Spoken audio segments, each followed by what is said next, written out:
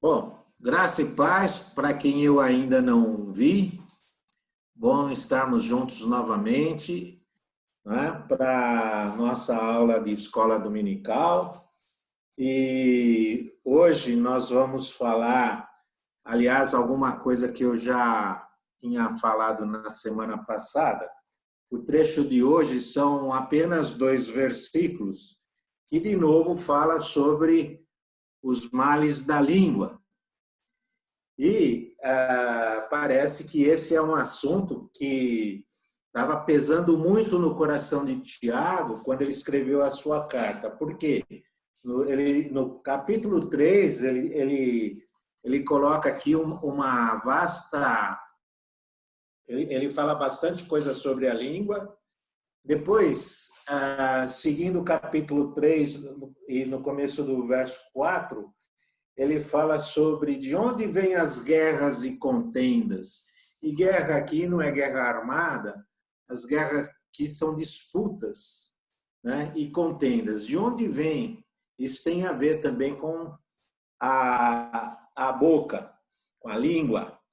E ele agora, no capítulo 4, no verso 11, ele fala assim, irmãos, não falem mal um dos outros.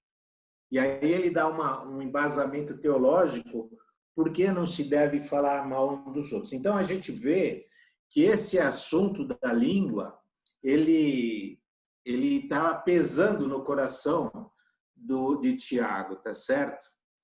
E então, assim, é bom a gente retomar, o Tiago dá essa chance para nós, porque nós tivemos com o Celso uma aula sobre Tiago 3, de 1 a 12, né? E nesse Tiago 3, de 1 a 12, o Celso expôs para nós, e no fim da aula dele, a coisa desandou, a conexão dele caiu, né? E não conseguiu, já estava no fim da aula, e não conseguiu voltar para a aula, e ele ficou... A gente ligou imediatamente depois do fim para conversar com ele, para saber o que tinha acontecido. E ele falou da frustração dele, né? E também ele ensejou que faltava alguns detalhes sobre a aplicação. Então, a gente vai... Aí, essa semana, eu liguei para ele para ver se ele desejava terminar a aula e pegar o meu assunto aqui, que é o versículo 11 e 12. Só que o Celso ficou doente, né? E ele preferiu não assumir. E então, eu estou aqui de volta, falar do meu trecho, que são os 2 versículos, mas também vou falar da parte dele, tá certo?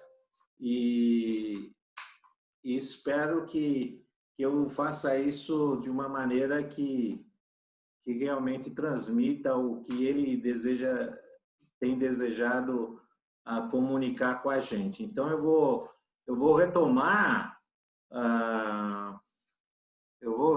esse assunto a partir da aula do Celso. Vou relembrar um pouco algumas coisas que ele falou. Eu estou apanhando aqui no meu slide aqui. O meu slide está teimoso comigo, ele não está me obedecendo.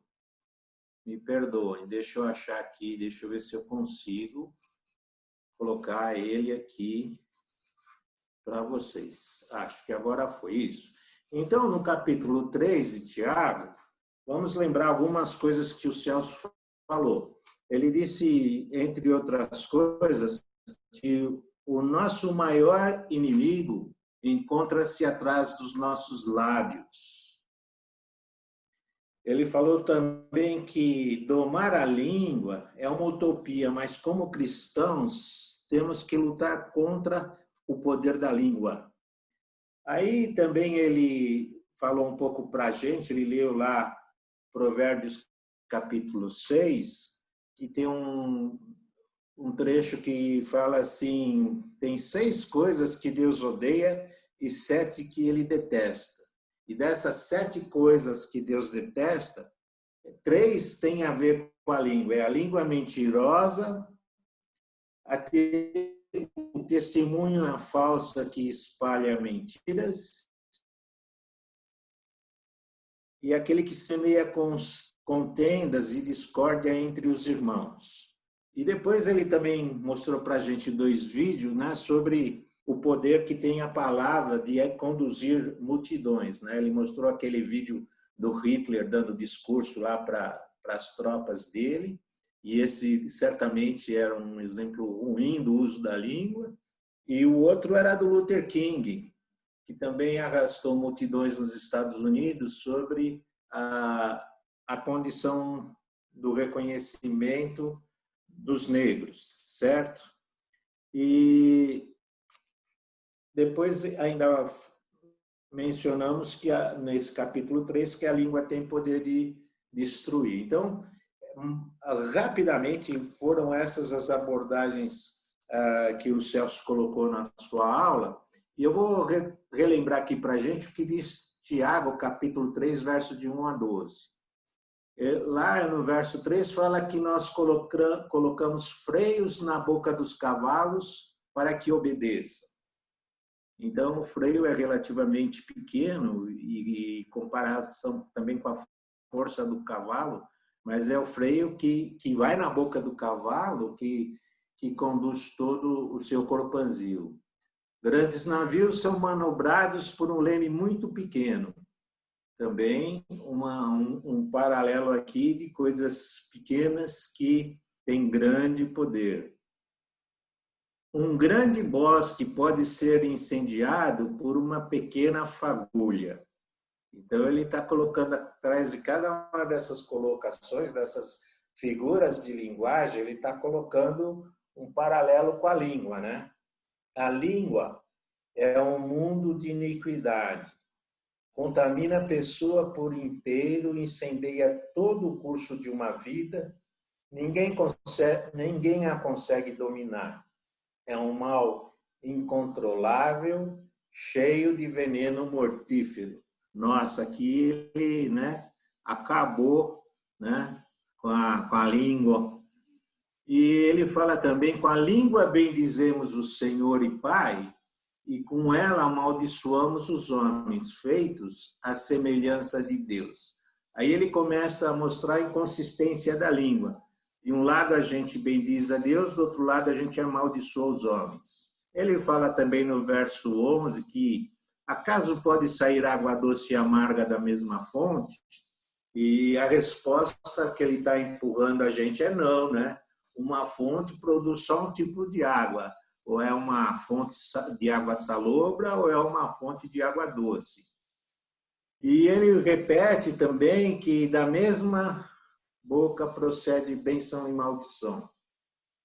E ele fala no verso 10, meus irmãos, não pode ser assim. Então, ele faz uma declaração solene aqui. Ao mesmo tempo que ele chama de irmãos, ele diz para nós, não pode ser assim. Não pode sair bênção e maldição da mesma boca. Não pode sair água doce e amarga da mesma fonte.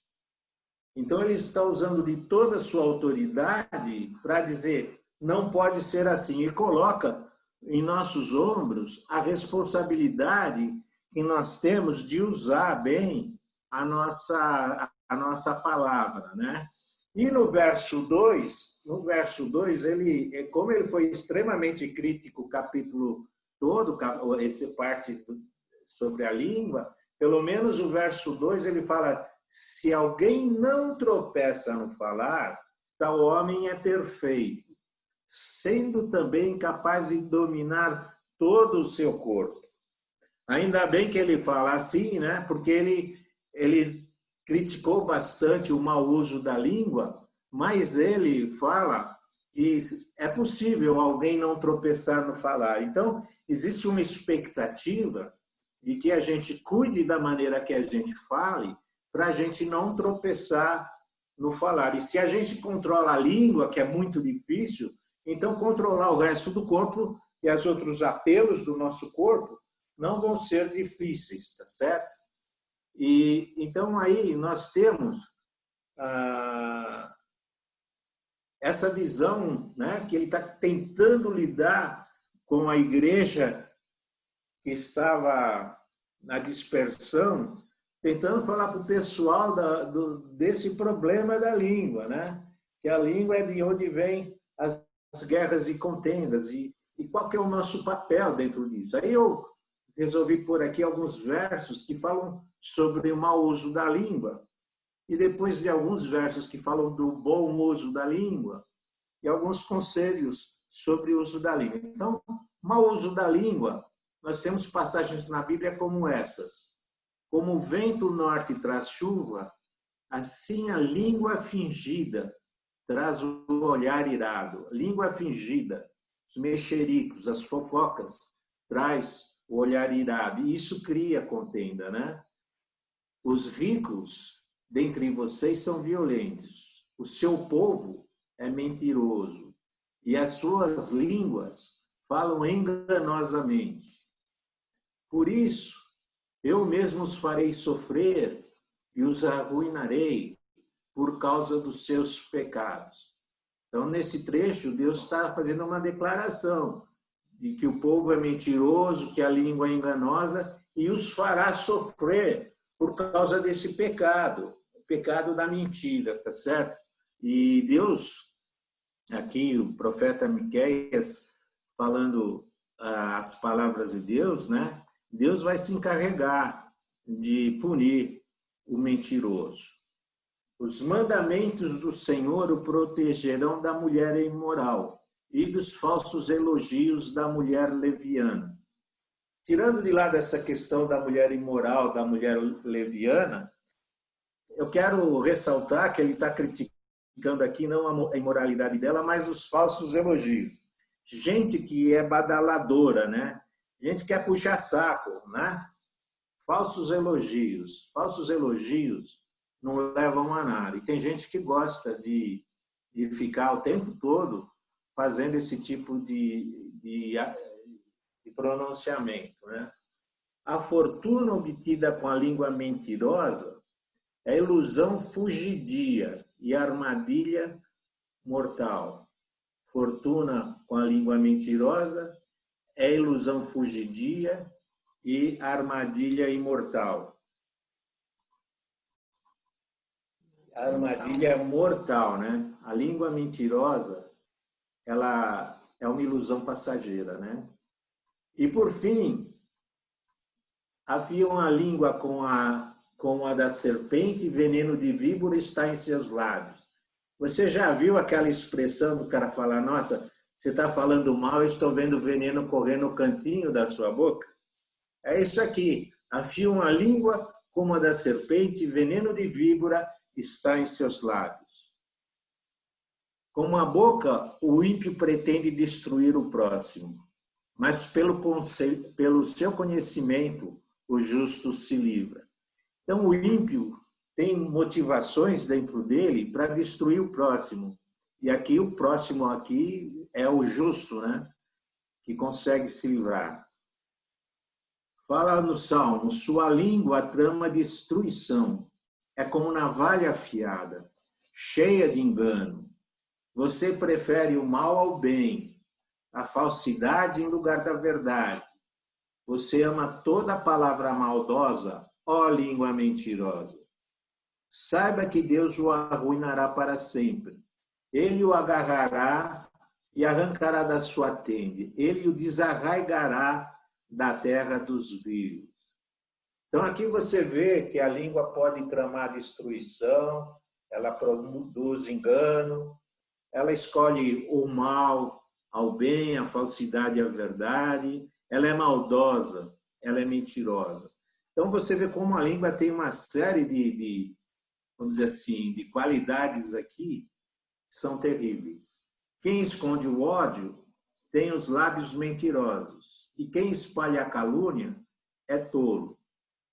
Quando são muitas as palavras, o pecado está presente, mas quem controla a língua é sensato. Você vê que ele fala que quem esconde o ódio tem os lábios mentirosos. O camarada tem um discurso bonito, mas lá no fundo do coração dele ele está abrigando o ódio. E isso é todo um contexto de mentira de vida, né? E quem espalha a calúnia é tolo. Tem gente que gosta da calúnia. Eu vou ter um verso seguinte aí que vai falar disso de uma maneira muito especial. E também, quando são muitas as palavras, o pecado está presente. Se você é uma pessoa que gosta de usar muitas palavras, uma pessoa faladora, não consegue ouvir, não consegue ficar em silêncio, você está o tempo todo falando, você tem um risco aqui, né? De que muitas palavras, das muitas palavras, o pecado está presente. A gente precisa se conscientizar disso, né? E saber pensar antes de falar. O homem sem caráter maquina o mal. Suas palavras são fogo devorador. O homem perverso provoca dissensão. E o que espalha boatos afasta bons amigos. O violento recruta o seu próximo e o leva para o caminho ruim. Então, nesse verso, você vê que ele fala que o homem sem caráter, a palavra são como devorador, o perverso provoca dissensão e o que espalha boatos afasta bons amigos. Você vê aí o serviço do mau uso da língua, né? E esse aqui que eu achei muito interessante. As palavras do caluniador são como petiscos deliciosos. Descem até o íntimo do homem. Petiscos deliciosos. O caluniador se delicia. Você tem um empanado de calúnia aí, um picadinho de língua, você tem um desses petiscos, você gosta desses petiscos na tua vida? E então o caluniador, né, ele tem essa capacidade, faz bem para ele caluniar o outro. E isso desce até o íntimo do homem, isso afeta o indivíduo lá no fundo dele, isso passa a fazer parte da maneira dele pensar. Então, esses aqui são exemplos do mau uso da língua, mas, felizmente, a palavra de Deus não deixa a gente só com esse tom crítico, mas ela também dá o reverso disso, né? Que seria o bom uso da língua. Então, há passagens que falam como nós devemos usar nossa língua. E nisso, nós estamos vendo que, na revelação de Deus para nós, o que não deve ser feito e o que Ele espera de nós. Então, olha aqui algumas passagens. A língua dos justos é prata escolhida, mas o coração dos ímpios quase não tem valor. As palavras dos justos dão sustento a muitos, mas os insensatos morrem por falta de juízo. Então, você vê que a prata escolhida é uma prata depurada, ela, por isso, tem mais valor, tá certo? E assim a língua dos justos é alguma coisa valorosa e que as suas palavras dão sustento a muitos, né? E sempre se espera de quem é justo uma palavra de ânimo. É isso que Deus espera de nós. Com muita paciência, pode-se convencer a autoridade. E a língua branda quebra até ossos. Então, você vê que paciência para convencer e língua branda quebra até ossos. Então, você pega aquele camarada irado, gritando e tal, a palavra branda pode quebrar até ossos. Tem poder na palavra de quem sabe usá-la de uma maneira com paciência, com candura, certo? O falar amável é a árvore da vida, mas o falar enganoso esmaga o espírito. Olha que interessante, o falar amável, árvore da vida. O falar enganoso esmaga o espírito, né? Então, da mesma boca, não pode sair as duas coisas. A sua boca tem poder para construir, para dar vida, e tem poder para esmagar o espírito. E nisso a gente deve cuidar para que não ocorra. Quem é cuidadoso no que fala, evita muito sofrimento. Tem gente que fala antes de pensar, né? E, às vezes, algumas das coisas que a gente fala marcam. E tem coisas que marcam para sempre.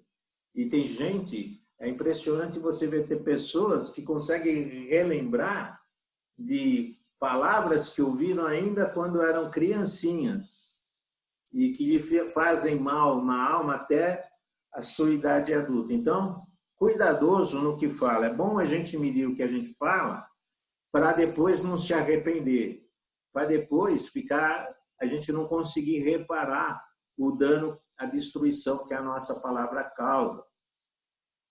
Eu disse, vigiarei a minha conduta e não pecarei em palavras, porém mordaça em minha boca, enquanto os ímpios estiverem na minha presença. Então, aprender a ficar calado, né? Vigiar a boca, para não pecar com palavras, é muito importante. E quando a gente está irado, quando a gente está de cabeça quente, quando a gente está nervoso, é um grande momento para a gente pecar em palavras. E a gente tem que tomar cuidado, porque a gente fala do que o coração está cheio, né? Não é errado ficar irado, mas a irreflexão, as palavras podem nos levar a pecado. Irai-vos, mas não pequeis, diz a palavra, né?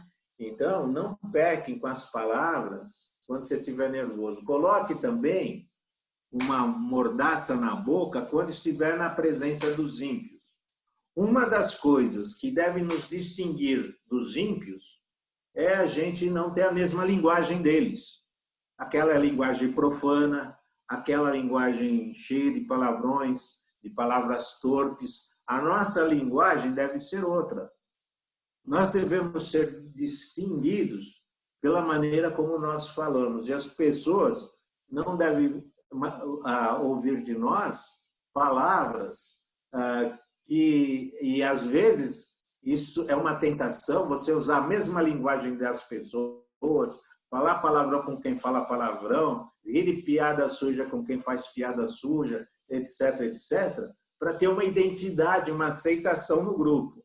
Mas o que ele diz aqui é que nós devemos ter uma mordaça na boca quando estivermos na presença dos ímpios. Compete a nós darmos o exemplo e ter sempre uma palavra saudável. Agora, alguns bons conselhos aqui sobre o uso da palavra. Você já sabe como a palavra pode ser mal usada, como a palavra pode ser bem usada, como Deus espera que a gente use a nossa fala. Agora, alguns conselhos. Minha língua proclamará a tua justiça e o teu louvor o dia inteiro. Então, na minha língua, eu proclamo. Proclamar é aquela questão do arauto, que quando chegava numa vila, ele trazia um recado do rei e chamava todo mundo lá e anunciava, proclamava. Então, você deve ser um arauto da justiça, e a justiça aqui tem a ver com Deus. É isso que você deve falar e proclamar. Em vez de falar coisas torpes, você deve proclamar a justiça de Deus e o louvor o dia inteiro. Você sabe que na época medieval, quando aconteceu a reforma, um dos problemas, assim, o Lutero traduziu a Bíblia para a língua do povo alemão. Ele percebeu que o povo era analfabeto e o povo tinha que aprender a ler. Muito bem, enquanto esse processo não acontecia, o que ele fazia? Ele produzia cânticos, ensinava o pessoal na congregação a cantar. Então, eles cantavam a palavra de Deus, era uma maneira deles aprenderem e guardarem a palavra de Deus. Então, o louvor deve estar no nosso lábio, não só na hora do culto, não só uma vez por semana, mas o dia inteiro, né? Tem que estar presente. Hoje o pastor falou disso, né? Da gratidão, né? De ter gratidão por Deus. Então, o louvor está aqui. A boca do justo profere sabedoria e a sua língua fala conforme a justiça. Então, a boca do justo profere sabedoria. Nós falamos no domingo passado sobre aquela sabedoria de Deus. E se você é justo, você quer saber se você é justo, você tem que saber como você manuseia as palavras. A maneira como você fala é que mostra se você é justo ou se você é infiel. Os meus lábios transbordarão de louvor, pois me ensinas os teus decretos. A minha língua cantará a tua palavra, pois todos os teus mandamentos são justos. Foi o que eu acabei de falar. Lábio transbordando de louvor, por quê? Porque Deus ensina os preceitos, os decretos dele para nós, isso deve trazer louvor aos nossos lábios. E cantar a palavra de Deus, né? Felizmente, existem muitos autores que têm colocado a palavra de Deus em cântico. Essa semana eu estava assistindo um vídeo do Asaf Borba, que é um cantor já presente há muito tempo, e nesse vídeo, nesse live dele, de quase 50 minutos, ele estava cantando salmos. Ele só cantou composições que ele fez com salmos. Então, é uma bênção a gente poder ter cânticos, né, e cantar. E eu falo que é uma bênção porque eu não canto bem, mas, assim, eu admiro muito quem é compositor, porque pode, com poucas palavras, construir uma poesia.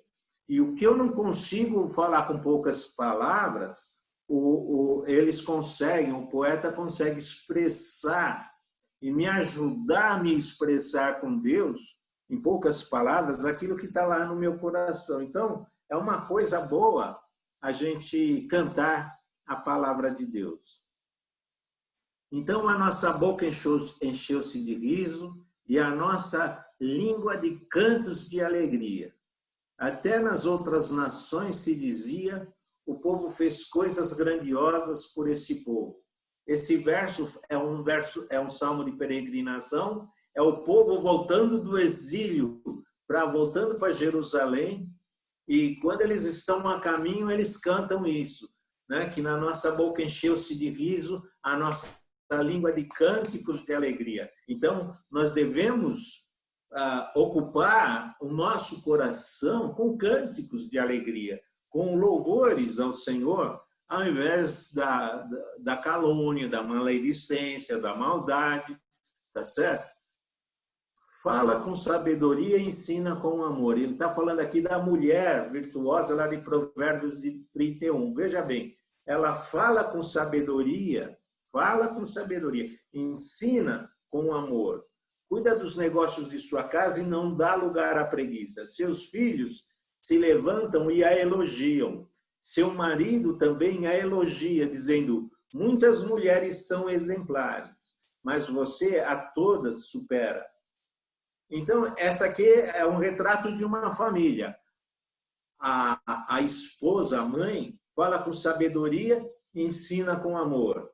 Os filhos elogiam, o marido elogia. Essa é uma família que se valoriza, que reconhece os valores de cada um. E nós devemos estar sempre humildes, né? Nesse ponto do ambiente da nossa família, de cuidar da maneira como nós nos referimos aos nossos cônjuges, aos nossos filhos, aos nossos pais, né? Se a gente reconhece o que está sendo feito, se a gente enxerga isso. Então, é uma maneira de nós nos tratarmos. Então, essa mulher aqui virtuosa de Provérbios 31, ela nos ensina sobre como usar os nossos lábios. Também fala lá em Filipenses que toda língua confesse que Jesus Cristo é o Senhor para a glória de Deus e Pai. Então, nós devemos usar a nossa língua para confessar que Jesus é o Senhor. Nós devemos trazer no nosso dia a dia o senhorio de Jesus e falar isso para as pessoas e confessar para elas que Jesus é o Senhor da nossa vida. Isso não é só retórica, não é só no domingo, mas isso deve estar presente no nosso dia a dia. Estejam sempre presentes para fazer o que é bom, tudo o que é bom, não caluniem a ninguém. Eu vou retomar esse trecho daqui a pouco. Não caluniem a ninguém, Sejam pacíficos e amáveis e mostrem sempre verdadeira mansidão para com todos os homens. Olha que texto incrível, né? Faça sempre pronto para fazer o que é bom, não caluniar ninguém, ser pacífico, amável, mostrar uma mansidão não fingida, mas verdadeira. Tudo isso faz parte daquilo que Deus tem e espera de nós. E esse trecho também é impressionante. Livrem-se, livrem-se de toda amargura, indignação, ira, gritaria, calúnia, bem como de toda maldade. Sejam bondosos e compassivos uns para com os outros, perdoando-se mutuamente, assim como Deus perdoou vocês em Cristo.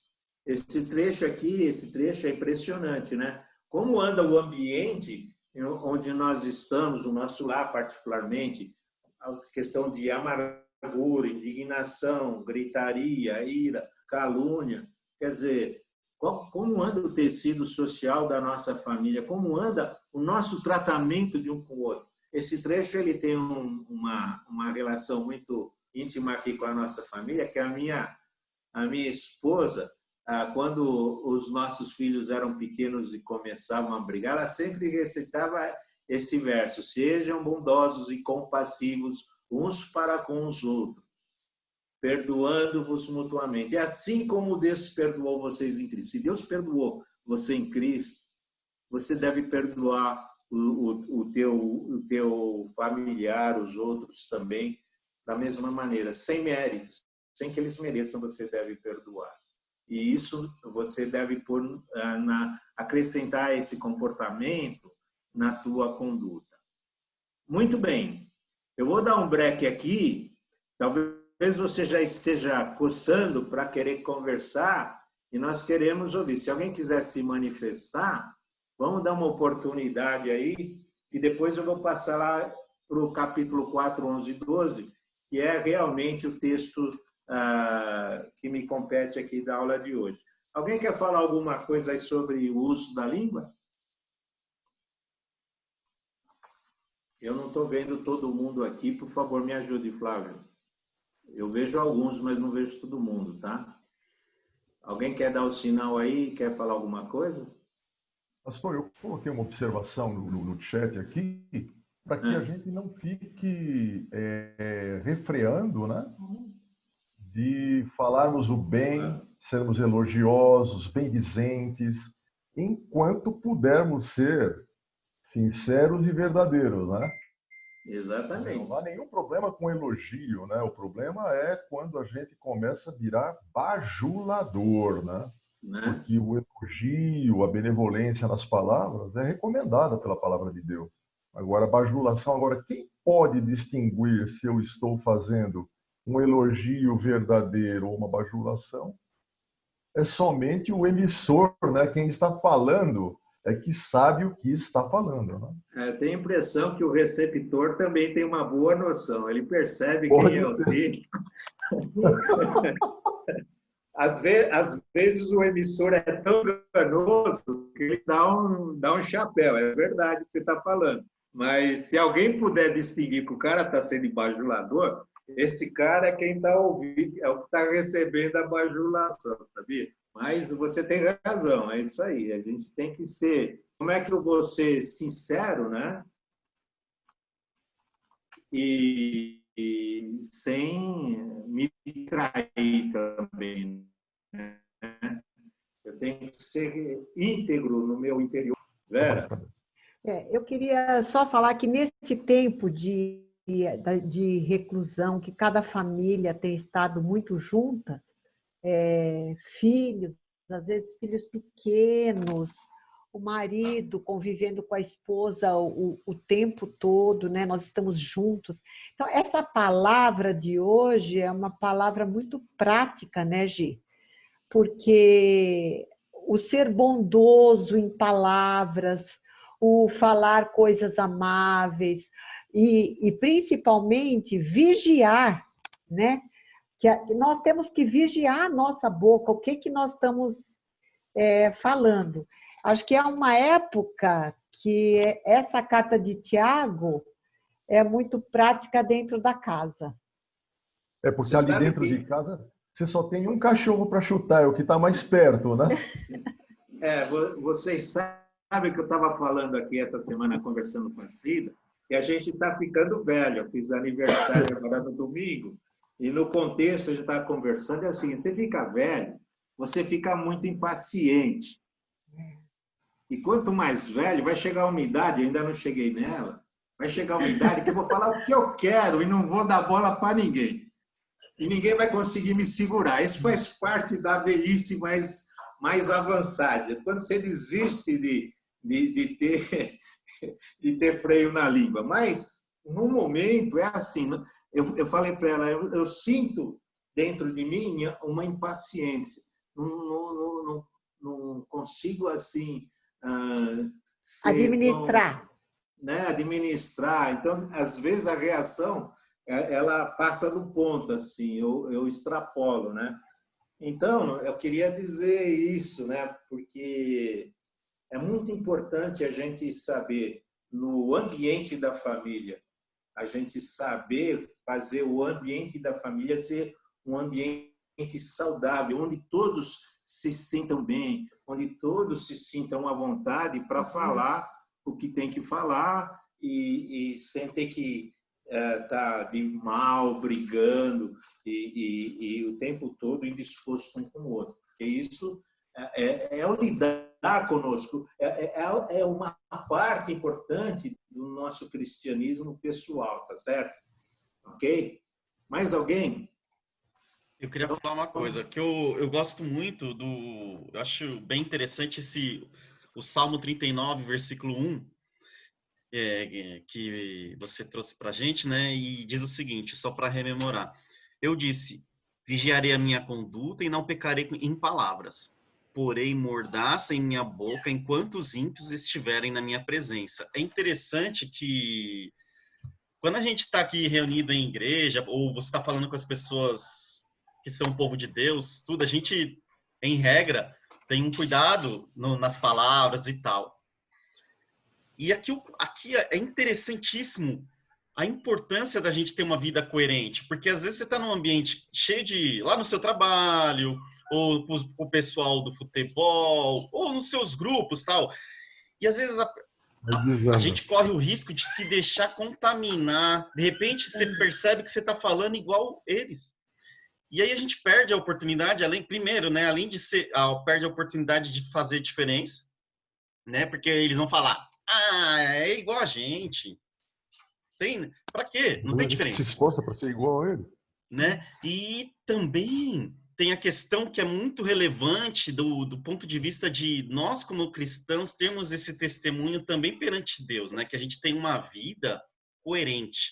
Né? O que eu falo aqui com a igreja, dessa mesma forma eu me comporto quando eu estou no estádio e o juiz marca uma coisa que eu não concordo, ou eu estou com meus amigos que não são da igreja e tudo mais. Eu acho que isso é muito legal e a gente sempre ter essa perspectiva que não é natural. É um exercício que o cristão precisa fazer.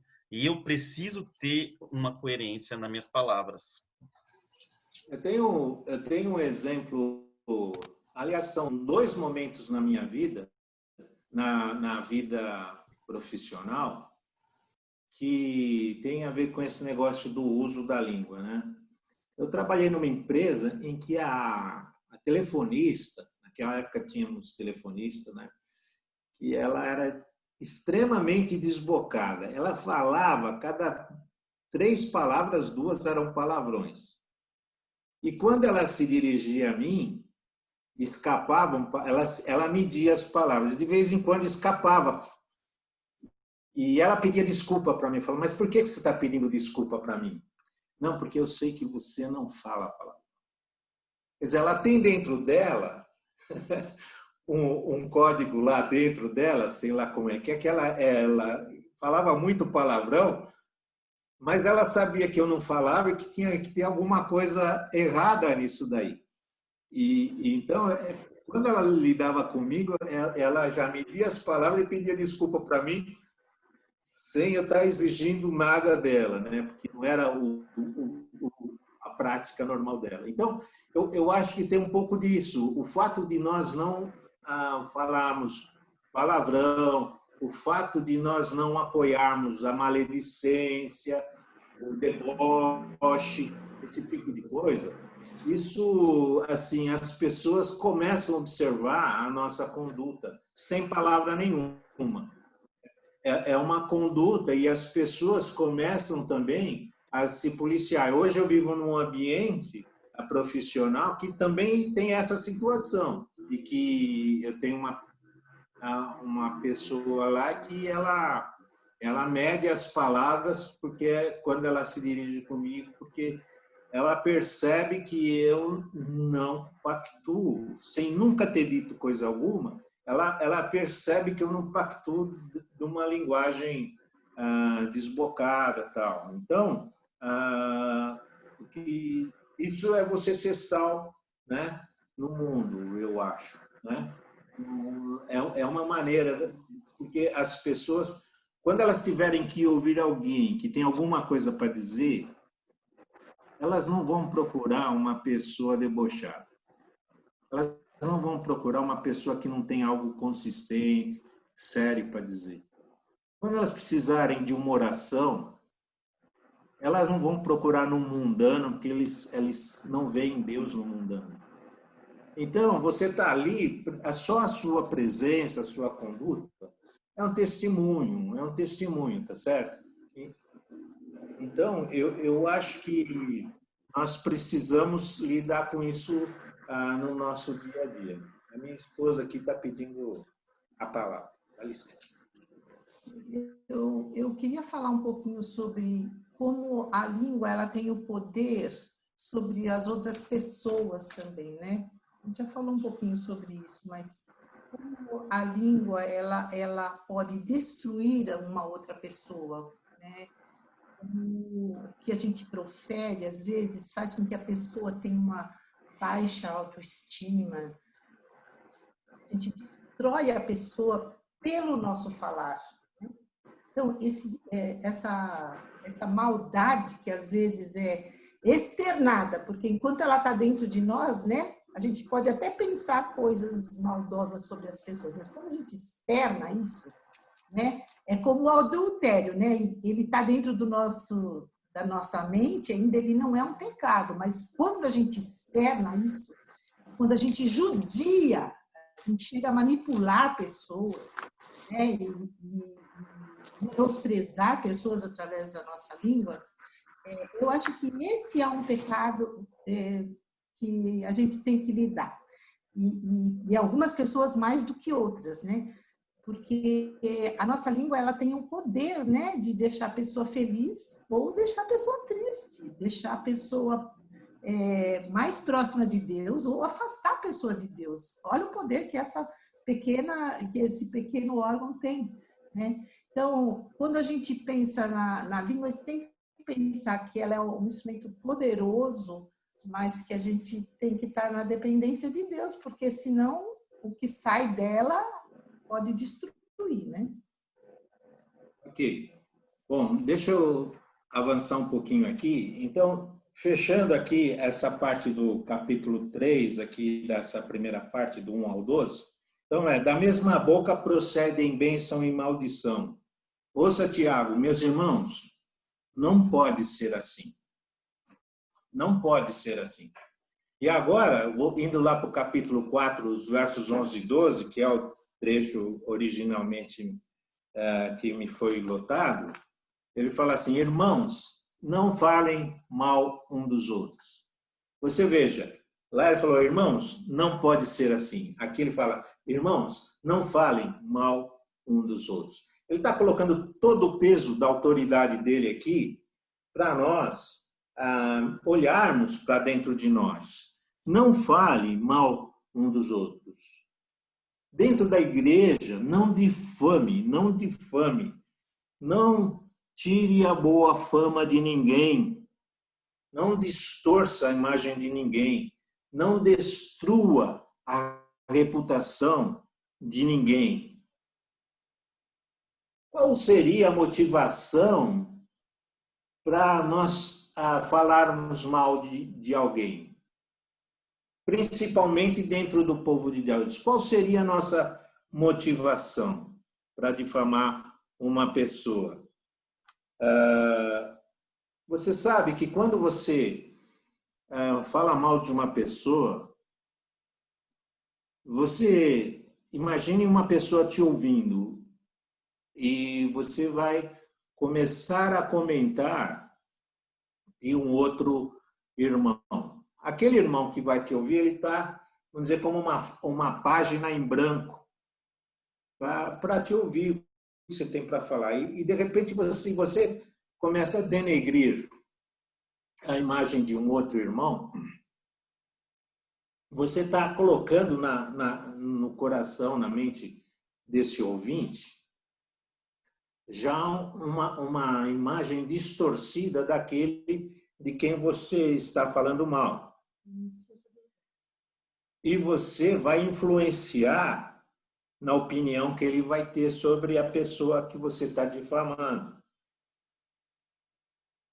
E, às vezes, a pessoa que ouviu a difamação, ela já chega com opinião distorcida sobre aquele de quem ele ouviu. E depois leva muito tempo, se é que ele consegue algum dia, modificar essa maledicência que ele recebeu como primeira informação.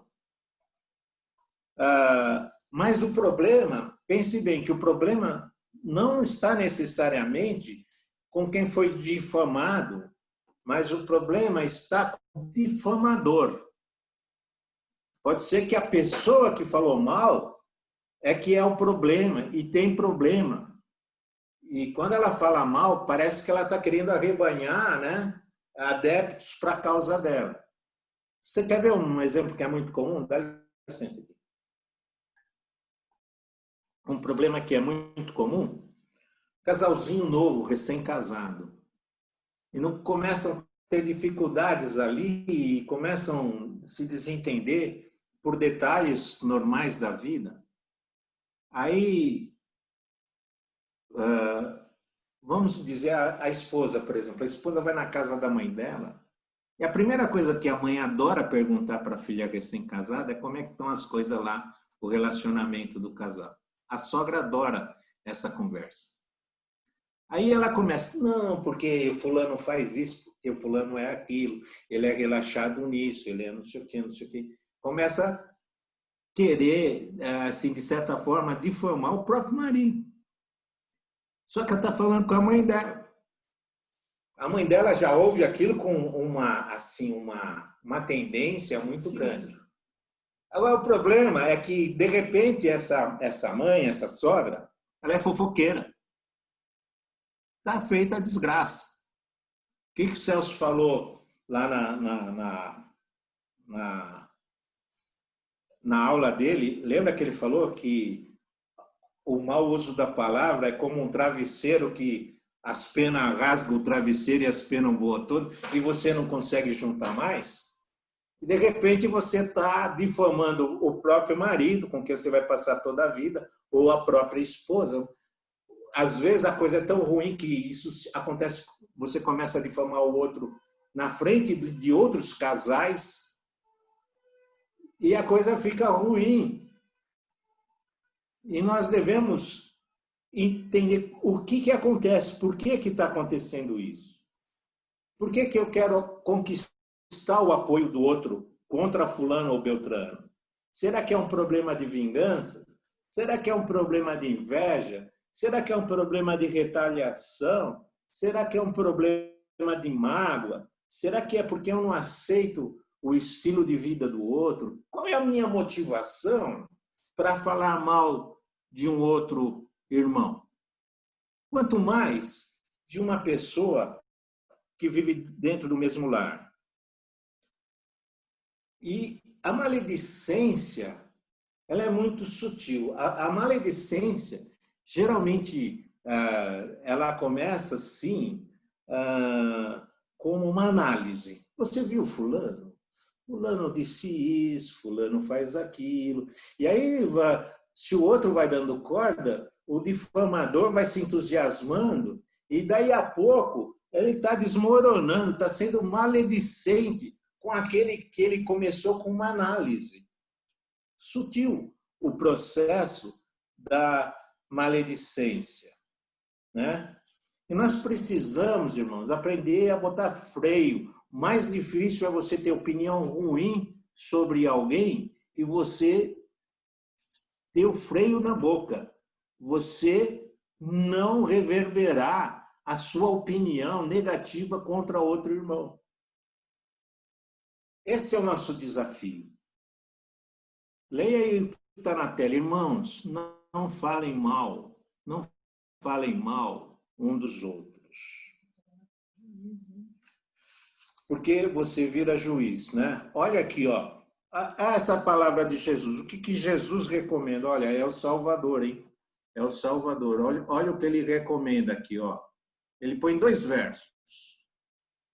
Portanto, se você estiver apresentando sua oferta diante do altar e ali se lembrar de que seu irmão tem algo contra você, deixe a sua oferta ali, diante do altar, e vá primeiro reconciliar-se com o seu irmão. Depois volte e apresente sua oferta. Então, o que ele está dizendo? O que Jesus está dizendo? Se o seu irmão tem algo contra você, se você sabe que ele tem uma dificuldade, não continua o seu culto como se nada houvesse.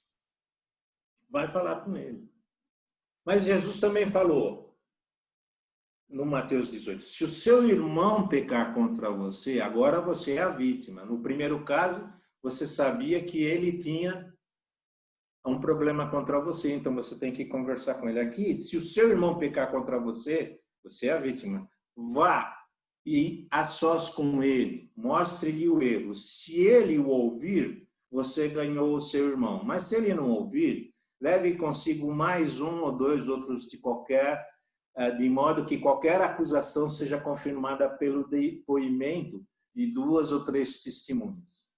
Então veja bem os 2 versos. Se você sabe que o irmão tem alguma coisa contra você, vá primeiro reconciliar-se, depois você volta para o culto. Segundo, se o seu irmão pecar contra você, vai também. Então, seja você tendo a razão ou não tendo a razão, vá conversar com o teu irmão. É muito difícil interferir nisso. Eu teve um caso que eu acho que, eu não sei se eu fiz certo ou fiz errado, mas eu sabia de 2 irmãs que estavam desentendidas na igreja que eu pastoreei. As 2 estavam lá brigadas. E nós fizemos o culto e incentivei que elas, né, pusessem a vida em ordem e tal. Mas eu sabia que elas estavam brigadas. Eu comecei e tal, comecei o culto. Aí chegou na hora da ceia. E na hora da ceia, as 2 estavam lá de pé para receber os elementos. E eu achei que não estava certo dar ceia para elas. Aí eu pedi para os irmãos continuar cantando o hino lá. Peguei as 2 irmãs, levei lá no fundo, num quartinho lá no fundo da igreja, e falei, irmãs, vocês primeiro precisam se acertar antes de vocês participarem da ceia. Isso não é brincadeira. Eu não sei se está certo ou se está errado, mas a palavra de Deus está dizendo aqui que a gente tem que conversar, não deixar um mal entendido criar um lapso entre nós, tá certo? Essa aqui é a palavra. Eu tenho aqui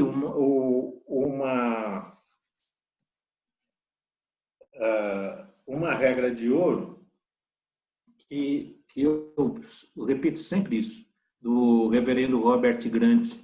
Ele foi um missionário nos anos 70, que ele, inclusive, 70 e 80, ele também frequentava a nossa igreja. Ele falava assim, nunca fale algo sobre uma pessoa que você não seja capaz de falar na presença dela. Olha a sabedoria. Nunca fale algo sobre uma pessoa que você não seja capaz de falar na presença dela. Então, nós temos que olhar se um irmão fez alguma coisa que nos desagradou, a gente não gosta do jeitão dele, enfim, a gente tem que, primeiro, saber botar freio na língua.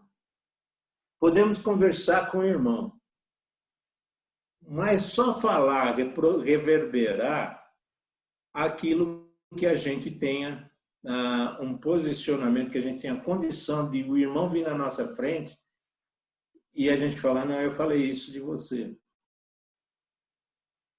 Não devia, mas eu falei isso. Eu sustento o que eu falo. É isso que a gente tem que fazer, uma regra para conter a gente na maledicência, vamos dizer assim, tá certo? E eu gostaria que você pensasse nisso. Olha para o seu coração, quando você perceber que você está, e às vezes isso é sutil, né? Como nós lemos lá, a calúnia é como se fosse um petisco, né? O petisco é sempre uma coisa gostosa para a gente comer, né? Para saborear, né? Então, se a gente percebe que a gente está falando de alguém, peça desculpa para quem você, às vezes você já falou, peça desculpas na hora, repreenda você mesmo em público, para que você não repita essa conduta futuramente. Enfim. Então, eu queria mais uma vez dar um break aqui e colocar vocês aqui no radar, aqui, se alguém quer comentar alguma coisa, e depois eu vou para o fim da aula. Girval, o Autílio, ele queria fazer uma pergunta na outra, e acho que aproveitasse para comentar. O Autílio está aí? Ele já abriu. Oi, estou aqui.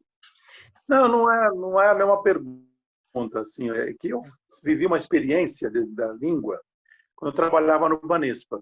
Eu tinha uma funcionária que ela reclamava demais de tudo, reclamava muito, vivia. E eu, às vezes, falava: como você consegue falar que está bênção? Como você consegue dizer que estão tão boas?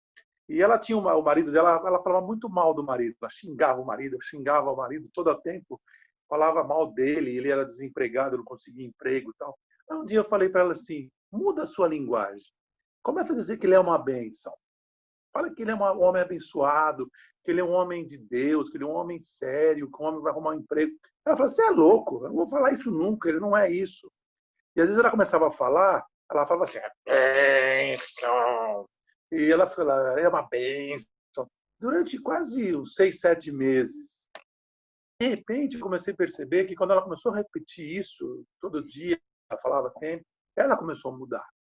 Aí depois eu saí do banco, eu fui embora, e eu descobri depois, conversando com os amigos, que ela também perdeu o emprego. E ele hoje é o que sustenta a casa.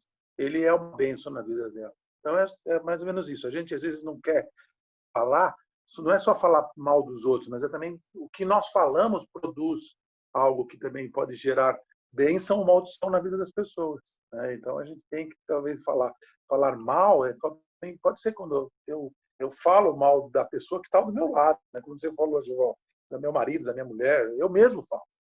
Sabe quantas vezes eu falo da minha mulher? Ela é uma chata, eu falo com minha filha, a minha filha fala de mim. Entendeu? A gente aqui em casa, na pandemia, está mostrando isso, né? Como a gente tem dificuldade de deixar de falar mal, né? A gente só procura os erros, né? E quando não vive nesse sentido. Era só esse comentário que eu queria fazer naquela hora, quando a própria Cida falou, né, sobre falar da língua, né? Então era mais ou menos nesse sentido, tá bom? Obrigado. Obrigado, Tílio, obrigado. Ok, irmãos? Gi, só lembrar que é pecado também a gente ser o latão de lixo, né? Alguém está despejando lixo e a gente está com a bocona da lata do lixo aberta para receber e aproveitar, participar do banquete, né? É verdade, né? Quem? Eu aqui. Diga. A respeito desse versículo de Tiago aí, já no final do versículo 12, né, do capítulo 4, estamos lendo. Mas quem é você para julgar o seu próximo? Qual é esse critério a respeito de julgamento, né? Porque, querendo ou não, nós utilizamos certos critérios de avaliação para falar de alguma pessoa, né? Agora, como você colocou o título, né? A maledicência. Será que é justamente quando nós julgamos com maledicência ao irmão, aí nós estamos tomando essa atitude de juiz? E que critério usar para, de repente, nós fazermos uma avaliação que não seja um julgamento de condenação ou absolvição de alguém, de um irmão? Obrigado, Cássio. Eu acho assim que nós precisamos perceber quando nós somos ou estamos críticos, né? Sempre que eu faço uma avaliação, eu posso falar isso para o irmão, vou estar ajudando o irmão, ou eu faço uma crítica gratuita, porque todos nós temos opinião sobre cada um dos outros seres humanos. E às vezes é inexplicável. A pessoa olha para você e ela já tem um preconceito gratuito, sem que você nunca tenha falado com ela. Mas ela já pode ter esse preconceito. Então, nós precisamos olhar para dentro de nós sobre por que eu penso, olhar para dentro do coração da gente, por que eu estou pensando isso? Eu acho que é aqui que entra aqui essa teologia que ele põe aqui no capítulo 4. Aquele que fala mal do seu irmão ou julga, falar mal ou julgar o seu irmão, fala mal da lei e julga a lei. Ora, se você julga a lei, não é observador da lei, mas juiz. Um só é o legislador e juiz, aquele que pode salvar e fazer perecer. Ou seja, por exemplo, existe a lei dos homens, existe a lei de Deus. Eu tenho muita dificuldade com o sistema brasileiro, com a justiça brasileira, com as leis brasileiras, porque eu acho, pessoalmente, é uma opinião pessoal, que o nosso sistema de leis é muito frouxo, ele é muito indulgente com os criminosos. Você vê essa semana, apareceu na mídia, esse caso do desembargador que maltratou o guarda e rasgou a multa na frente do guarda e chamou ele de analfabeto. E aí foram ver a vida do indivíduo, ele tem 42 ações contra ele. 42, irmãos. E esse cara nunca foi julgado, nunca foi disciplinado, recebeu uma repreensão e só. E os 42 casos estão lá arquivados, esperando prescrever. Eu não aceito isso, eu sou muito exigente, talvez. Eu já disse aqui no seio da família que eu não serviria para ser juiz de futebol, porque no primeiro tempo eu já teria expulsado 8 indivíduos de cada lado. Quando eu vejo aqueles atletas chutando um outro, sendo maldoso, fazendo cera e tal, eu já punha para escanteio, já mandava embora. Então, eu não sirvo para ser. Mas quando eu faço isso, eu não estou desobedecendo a lei do país ainda não. Espero nunca desobedecer. A palavra de Deus diz que eu não devo desobedecer.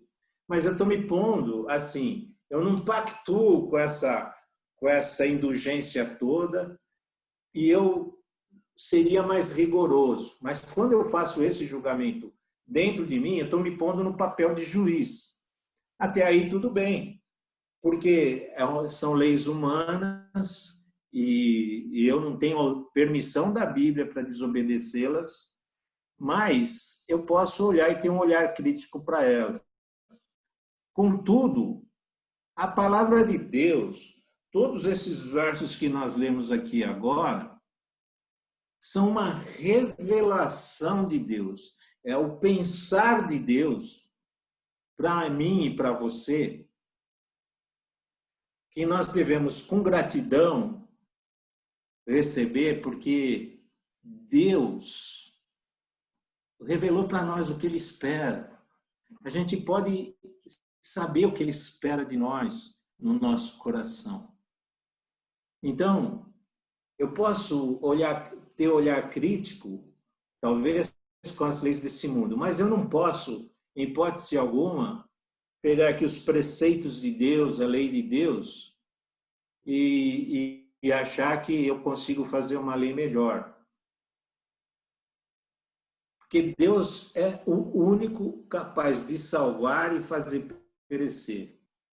Eu não tenho direito e nem procuração para interpretar o que Deus revelou para nós, para mim. Então, eu acho que nós precisamos olhar para dentro de nós nessa coisa.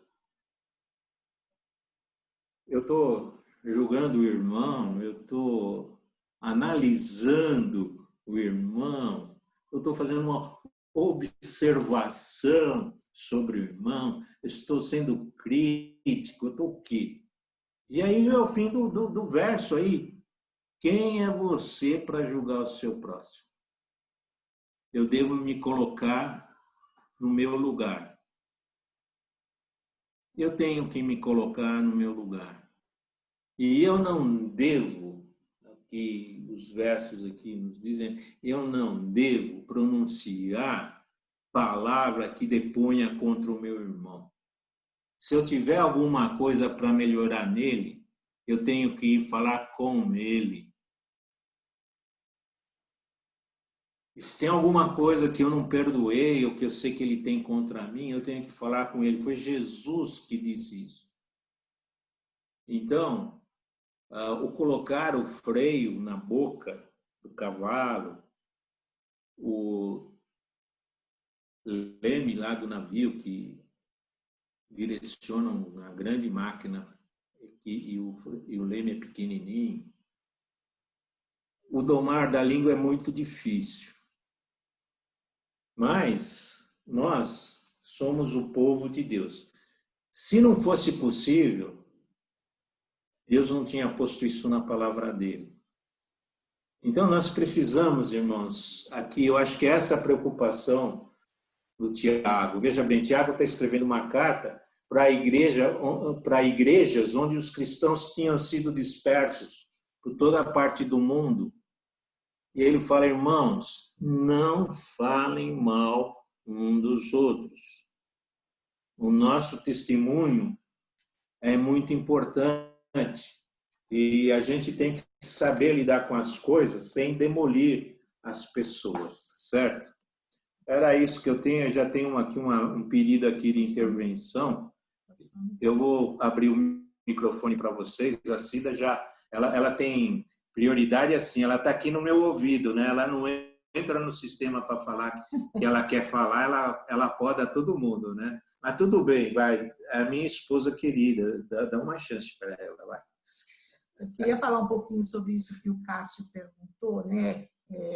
Sobre julgamento, porque o texto fala que quando nós estamos julgando a pessoa, né? Nós estamos exercendo...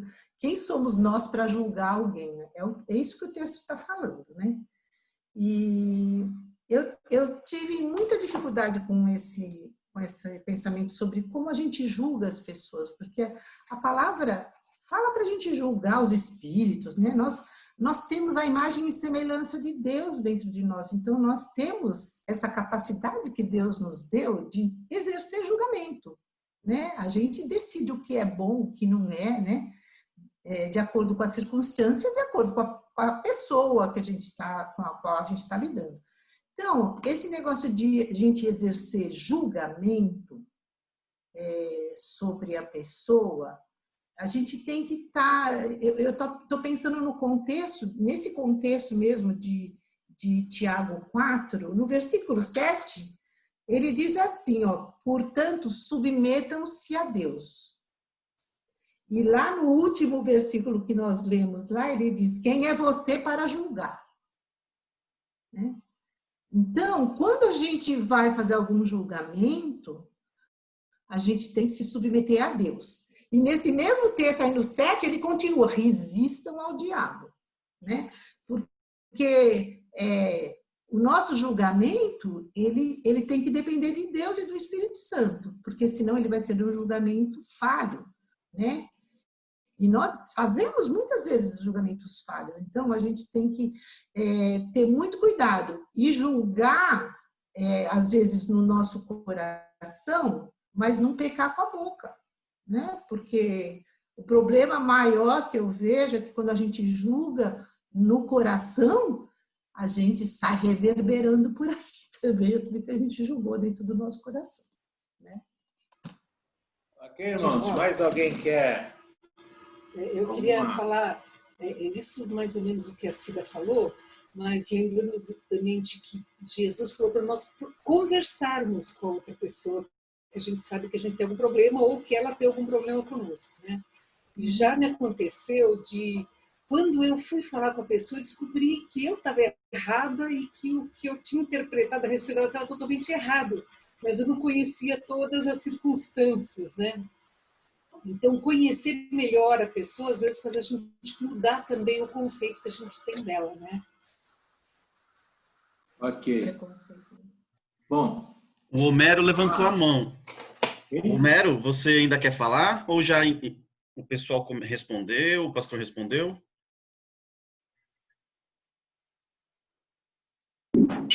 Não, já respondeu. Obrigado. Nada, amigo. Bom, irmãos. Tem mais um? O que Filipenses fala, né, no capítulo 2, que tem que haver em nós o mesmo sentimento que houve em Cristo.